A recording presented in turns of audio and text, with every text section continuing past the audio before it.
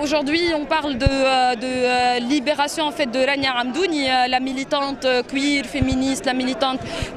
qu'on a connue en fait dans tous les mouvements sociaux, dans tous les mouvements politiques, la militante qui a une forte présence sur le terrain, dans toutes les manifestations pour toutes les causes,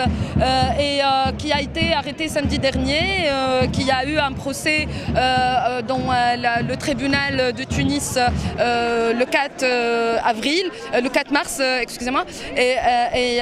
qui a eu en fait 6 mois de prison ferme. En fait, aujourd'hui, nous appelons à libérer Rania Hamdouni parce que nous considérons que son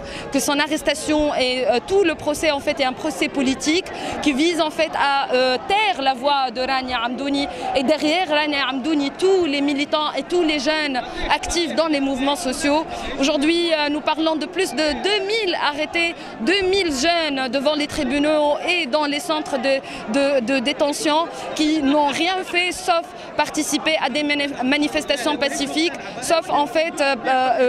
demander la dignité, demander en fait d'avoir du travail, d'avoir plus de justice sociale, ou une justice sociale qu'on a perdue depuis des décennies. Et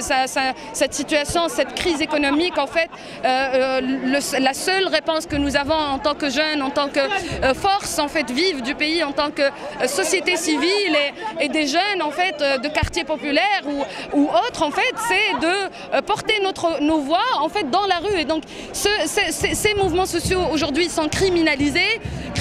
par un appareil policier, un appareil judiciaire en fait